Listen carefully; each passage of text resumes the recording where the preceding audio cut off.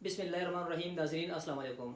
जैसा कि आप लोगों को मालूम है कि कुछ दिन पहले एक इंटरनेशनल सर्वे की रिपोर्ट आई है और उस सर्वे में मुस्लिम कंट्रीज़ जितनी भी है उनमें से टॉप 500 पीपल्स को सेलेक्ट किया गया है। इन लोगों को सेलेक्ट इस बेस पे किया गया है कि जो मुस्लिम वर्ल्ड में बहुत ज़्यादा पॉपुलर है, पॉपुलरिटी के बेस पे जो इनको सेलेक्ट किया गया है। और उन 500 जो टोटल बंदे हैं उसमें पाकिस्तान के भी कुछ बंदे हैं, जिसमें जैसा कि इमरान खान साहब है, हमारे पीएम मौजूदा वज़ीर आज़म जो है उसका नाम भी उसमें शामिल है। और साथ में जो है ना मौलाना तारिक जमील साहब का नाम भी उन 500 बंदों की फहरस्त में शामिल है। इसमें कोई शक नहीं कि मौलाना तारिक जमील साहब का एक नाम है, एक मकाम है। आज के इस प्रोग्राम में नाज़रीन हम तारिक जमील साहब की ज़िंदगी पे थोड़ी सी रोशनी डालने की कोशिश करेंगे। लेकिन उससे पहले कि तारिक जमील साहब की ज़िंदगी पे हम बात को आगे बढ़ाए, नाज़रीन अगर आप लोगों ने हमारे इस चैनल को अब तक सब्सक्राइब नहीं किया तो काइंडली हमारे इस चैनल को सब्सक्राइब करें, इस वीडियो को लाइक करें और सब्सक्राइब के साथ एक बेल आइकन है, घंटी का जो निशान है उसको काइंडली प्रेस करें। नाज़रीन बात हम कर रहे थे मौलाना तारिक जमील साहब की। मौलाना तारिक जमील साहब वो शख्सियत है जिसको तकरीबन दुनिया में कोई ऐसा मुसलमान कम ही होगा, वो किसी भी फ़िरके से ताल्लुक़ रखता हो, किसी भी ग्रुप से ताल्लुक़ रखता हो, लेकिन वो मौलाना तारिक जमील साहब को ज़रूर जानता होगा। मौलाना तारिक जमील साहब की जो विलादत है, जो पैदाइश है, जनवरी 1953, तोलंबा एक शहर है, मुल्तान के साथ एक जगह है मियाचन्नू के साथ तोलंबा है। तोलंबा में 1953 में अल्लाह बख्श साहब के घर में एक बच्चा पैदा होता है जिसका नाम तारिक जमील रखा जाता है। तारिक जमील साहब जो इब्तिदाई उसकी तालीम है वो तो अपने इलाके में हासिल करता है, फिर उसको उनके पेरेंट्स जो है वो एडमिट कराते हैं, दाखिला दिलवाते हैं लाहौर में एक नामी ग्रामी उस टाइम का भी 1953 के बाद के ज़माने का जो टाइम है उसमें उधर एक कॉलेज हुआ करता था लाहौर में, किंग एडवर्ड कॉलेज। उस टाइम पे भी ये पंजाब या पाकिस्तान के टॉप कॉलेजेस में इसका शुमार होता था और यही कॉलेज आज के ज़माने में भी टॉप कॉलेजेस में उसका शुमार होता है। तो मौलाना तारिक जमील साहब ने किंग एडवर्ड कॉलेज में एडमिशन लिया। फैमिली बैकग्राउंड उनका चूँकि बहुत अमीर था, ज़मींदार घराने से उसका ताल्लुक़ था, उनकी जो टॉप लेवल की ज़िम्मेदारी है उसका अंदाज़ा नाज़रीन आप इससे अंदाज़ा लगा सकते हैं कि 1970 में मौलाना साहब के वालिद साहब इलेक्शन में खड़े हुए थे, MPA के इलेक्शन में वो खड़े हुए थे। तो जो बंदा उस टाइम पे या आज के ज़माने में भी अगर कोई बंदा MPA MNA के इलेक्शन में खड़ा होता है तो आम गरीब बंदा तकरीबन जो है ना इलेक्शन के अखराजात अफोर्ड नहीं कर सकता। तो जो बंदा पैसे वाला हो, घरेलू उसके हालात ऐसे हो कि उसको इजाज़त दे कि बहुत ज़्यादा पैसा खर्च कर सके तो वो इलेक्शन में खड़ा हो सकता है। इसी वजह से घर के हालात बेहतर होने की वजह से किंग एडवर्ड कॉलेज में उसको दाखिला फैमिली वालों ने दिलवाया। नाजरीन बकौल तारिक जमील साहब एक तकरीर में खुद फरमाते हैं कि कॉलेज के मुख्तलिफ फंक्शंस में मैं गाना गाया करता था। गाना कोई सिंगिंग वगैरह ये इतना भी जो है ना कोई वो काम नहीं है कि बंदा कहे कि नौजुबिल्ला कोई काफिर हो जाता है। लेकिन इससे ये अंदाज़ा हमें ज़रूर होता है कि जिस टाइम पे मौलाना साहब किंग एडवर्ड कॉलेज में स्टूडेंट थे तो उस टाइम पे इतना ज़्यादा दीनदार नहीं थे, दीन की तरफ इतना ज़्यादा राग़िब नहीं थे। बल्कि एक जगह पे मौलाना तारिक जमील साहब ख़ुद फरमाते हैं तकरीर में कि एक मेरा दोस्त था जो मुझे ज़बरदस्ती लेकर गया, वो ज़बरदस्ती मुझे तैयार करके लेकर गया 3 रोज़ा शबी जुम्मा, उसे कहते हैं सरोज़ा कहते हैं, 3 रोज़ा तबलीग पर मुझे लेकर चला गया। 3 रोज़ा जो पीरियड था वो तो तारिक जमील साहब ने जो है ना अल्लाह के रास्ते में दीन के सरबुलंदी के लिए लगा लिए। अभी 3 दिन गुजरे ही थे कि तारिक जमील साहब में चेंजिंग आ गई और वो 3 दिन 40 दिन में तब्दील हो गए। मौलाना तारिक जमील साहब ने 40 दिन तबलीग में लगाए कंटिन्यूसली। 40 दिन तबलीग में लगाने के बाद मौलाना साहब क्या कहते हैं? मौलाना साहब कहते हैं कि पेशावर का एक पठान था, उसने मुझे कहा कि मौलाना साहब डॉक्टर बन के जो है ना आप क्या करोगे, बेहतर ये नहीं है कि डॉक्टर के बजाय जो है ना आप आलिम बन जाए। तो ये 40 दिन अल्लाह के दीन की खातिर जब बंदा अपने घर कॉलेज या किसी भी जगह से दूर रहता है और सिर्फ बंदे का एक ही स्पेसिफिक काम होता है अल्लाह का दीन, तो फिर इंसान में बहुत ज़्यादा चेंजिंग आ जाती है, दीन की तरफ बहुत ज़्यादा बंदा राग़िब हो जाता है। مولانا صاحب بھی کہتے ہیں کہ مجھ میں بہت زیادہ چینجنگ آ گئی تھی، اور اس لڑکے نے جو مجھے کہا تو وہ بات مجھے بہت زبردست لگی، اور میں نے خود یہ ڈیسیجن لیا کہ ہاں، ڈاکٹر بننے کے بجائے جو ہے نا مجھے عالم بننا چاہیے۔ بقول مولانا صاحب کے کہ میں اپنے گھر چلا گیا، گھر جا کے والد صاحب سے میں نے بات کی کہ میں نے عالم بننا ہے، میں نے مدرسہ میں داخلہ لینا ہے۔ تو ذمہ دار گھرانہ، پنجاب کے وڈیرا پن کا جو سٹائل ہے، یا جو چودھری ٹائپ سٹائل ہوتا ہے، بہت بڑا ذمہ دار بندہ ہوتا ہے۔ تو بقول مولانا صاحب کے کہ میرے والد صاحب بہت زیادہ غصہ ہو گئے کہ آپ جو ہے مولوی بنو گے۔ معذرت کے ساتھ ایک بات ناظرین ادھر ایڈ کر رہا ہوں کہ اس ٹائم پہ، اس زمانے میں کمی کمین ہی جو ہے نا دین کے اس سائڈ پہ آتے تھے کہ یار مولوی بننا یا عالم بننا۔ انتہائی معذرت ناظرین، لیکن یہ ہے کہ یہ جو ریالٹی ہے وہ بیان کرنی پڑتی ہے۔ تو یہ اس کو مولانا طارق جمیل صاحب کو جب دوست نے مشورہ دیا، وہ اپنے گھر گئے، گھر میں والد صاحب سے مشورہ کیا۔ والد صاحب کو جب اپنا راز بتایا کہ یار میرے دل میں یہ راز ہے کہ میں عالم بننا چاہتا ہوں، والد صاحب بہت زیادہ ناراض ہو گئے۔ والد صاحب اس حد تک ناراض ہو گئے کہ والد صاحب نے ایک ڈیسیجن لیا۔ والد صاحب نے کہا کہ میری بہت ایکسٹریم لیول کی یہ خواہش تھی کہ یار میرا بیٹا ڈاکٹر بنے گا، لیکن آپ جو ہے نا میرے پاس آیا ہو کہ یار میں نے مدرسے میں داخل لینا ہے اور میں نے مولوی بننا ہے، عالم بننا ہے۔ والد صاحب نے ڈیسیجن لیا، والد صاحب نے اپنا فیصلہ سنایا، یہ فیصلہ سنایا کہ اگر آپ نے عالم یا مولوی بننا ہے تو میرے گھر سے نکل جاؤ۔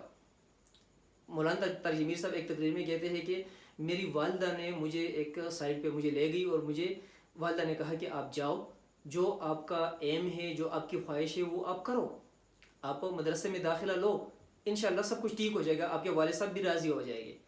بعد میں چل کے ایک آدھ سال کے بعد، 2 سال کے بعد، اس کے والد صاحب اور باقی فیملی باقاعدہ راضی ہو گئی، اور کوئی بیچ میں جو ہے نا جو ناراضگی تھی وہ ختم ہو گئی۔ تو مولانا صاحب کہتے ہیں کہ میری والدہ نے مجھے 300 روپے والد صاحب سے ہٹ کر دیے خرچے کے لیے کہ یار بیٹا جاؤ اور آپ جو ہے نا مدرسے میں داخلہ لے لو۔ 300 روپے کا بہت بڑا کردار ہے مولانا صاحب کی زندگی میں، کیونکہ اس شروعات کے ٹائم پہ مولانا صاحب کو 300 روپے والدہ سے ملے، اور وہ 300 روپے لے کر مولانا طارق جمیل صاحب رائے ونڈ چلے گئے۔ رائے ونڈ جو آج کل تبلیغی جماعت کا مرکز ہے، رائے ونڈ میں ایک مدرسہ ہے، اس مدرسے میں مولانا صاحب نے داخلہ لیا۔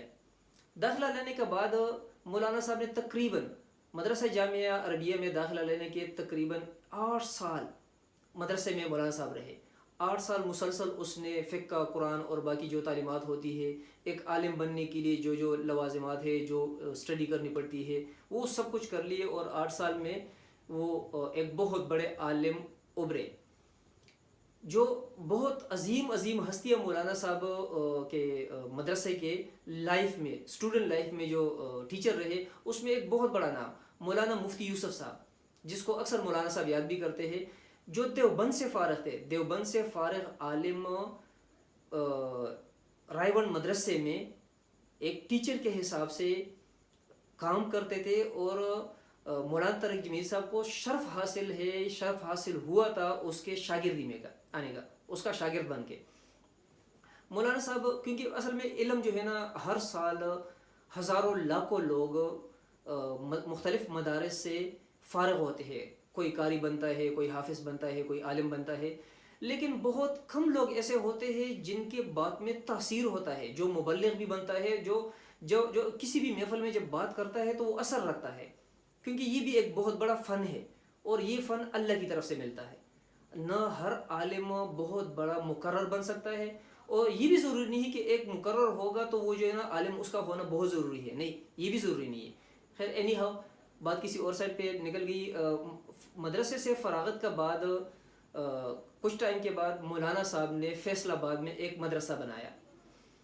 فیصل آباد میں مدرسہ بنا کے دین کا جو ایکچول کام تھا وہ مولانا صاحب کا سٹارٹ ہو گیا، نئے چراغ پیدا کرنے کا، نئے چراغ پیدا کرنا شروع ہو گئے۔ اور مولانا صاحب نے مولانا صاحب کا جو مدرسہ ہے وہ تقریباً اگر آپ لوگ ہسٹری دیکھیں تو پاکستان کے جو ٹاپ مدرسے ہیں اس میں مولانا صاحب کا مدرسہ جو فیصل آباد میں واقع ہے وہ بھی ایک ہے۔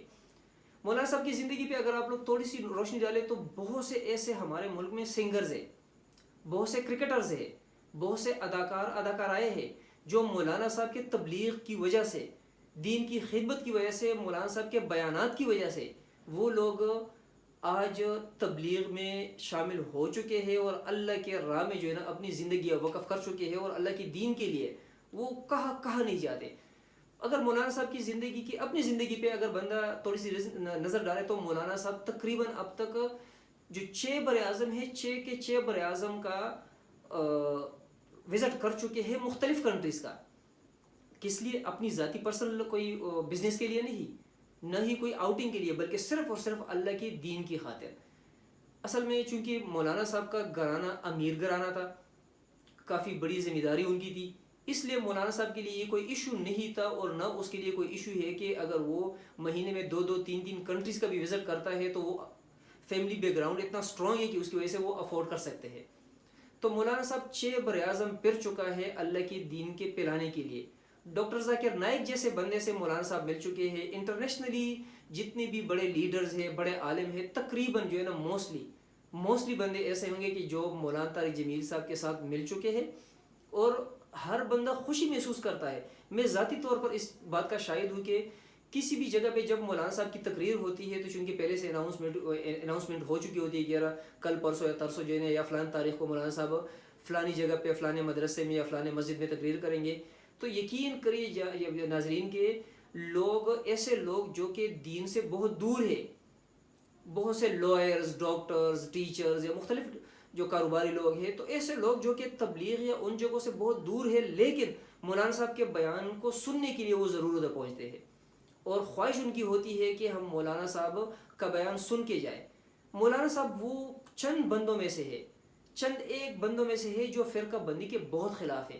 مولانا صاحب بار بار کہتے ہیں کہ ایک دوسرے کو کافر مت کہو۔ ہم کون ہوتے ہیں اپنے دوسرے مسلمان بھائی پہ کافر کا فتویٰ دینے والے، کفر کا فتویٰ لگانے والے ہم کون ہوتے ہیں؟ اگر پاکستانی سیاست کی طرف آ جائے، میاں نواز شریف ہے، عمران خان ہے، یا بہت سے اس طرح بہت سے لوگ، وہ لوگ فخر محسوس کرتے ہیں کہ مولانا صاحب سے ان کی ملاقات ہو جائے۔ حالانکہ اگر عام دنیاوی اعتبار سے دیکھا جائے تو لوگ ہمارے جو اپر لیول کے پولیٹیشنز ہیں ان کو دیکھنے تک ترستے ہیں، کیونکہ اتنی ٹف سیکیورٹی اور اتنی ٹف موومنٹ ان کی، لیکن وہی لوگ جو ہے نا مولانا صاحب کو ترستے ہیں دیکھنے کے لیے۔ مولانا صاحب کے بیان میں ایک اثر ہے۔ حقیقت یہ ہے کہ مولانا صاحب جب بات کرتے ہیں تو دوسرے بندے کے دل سے بالکل ہو کے گزرتی ہے، دل میں پیوست ہو جاتی ہے، دماغ میں نقش ہو جاتی ہے وہ بات۔ ایک واقعہ جو ہے نا ناظرین مجھے یاد آ رہا ہے کہ ایک چور تھا، اس چور نے، اور یہ ریالٹی ہے اور یہ حقیقی سٹوری ہے، ایک بندے کی گاڑی چوری ہو جاتی ہے۔ جیسے ہی چور گاڑی کو سٹارٹ کرتا ہے تو چونکہ جلدی میں ہوتا ہے، وہ گاڑی کو بگا کے لے جاتا ہے، اور لیکن اس میں جو ہے نا ایک کیسٹ، کافی پہلے کی سٹوری ہے تو اس ٹائم پہ یہ CD یا USB وغیرہ کا ٹائم نہیں تھا، تو اس میں جو کیسٹ لگی ہوئی تھی وہ مولانا طارق جمیل صاحب کا بیان اس پہ لگا ہوا تھا۔ ابھی وہ گاڑی ڈرائیو کر رہا ہے اور مولانا طارق جمیل صاحب کا جو بیان ہے وہ بھی سن رہا ہے۔ ابھی واللہ عالم کے اس بیان میں اس نے کیا کیا باتیں کی ہے کہ اس چور کے دل پہ وہ باتیں ایسی نقش ہو گئی کہ ایک کچھ فاصلے کے بعد جو ہے نا چور نے گاڑی کو یو ٹرن کیا، مالک کے پاس دوبارہ آیا جہاں سے گاڑی چوری کی کڑی کی تھی، مالک سے معذرت کر لی اور توبہ کر لیا کہ آج کے بعد میں چوری نہیں کروں گا۔ تو ایسے لوگ بھی جو ہے نا دنیا میں آلریڈی ہے۔ تو مولانا صاحب کے بیان میں بہت زیادہ تاثر ہے، اثر رکھتی ہے اس کی ہر ایک بات۔ تو ناظرین، یہ عظیم ہستیاں ہمارے لیے، ہمارے دین کے لیے بہت بڑا سرمایہ ہے۔ ہمیں یہ جو سرمایہ ہے اس کی قدر ہمیں کرنی چاہیے۔ یہ اگر ہمارے مدارس میں، ہمارے مسجدوں میں آتے ہیں، اپنا پیسہ خرچ کر کے اگر آتے ہیں، میں تبلیغ کی بات نہیں کر رہا ناظرین، جو بھی بندہ تبلیغ کی شکل میں ہو یا کسی اور شکل میں ہو، لیکن اگر اللہ کا پیغام ہمارے پاس لے کر آتے ہیں تو ہمیں جو ہے نا ان لوگوں کی قدر کرنی چاہیے۔ ناظرین شکریہ۔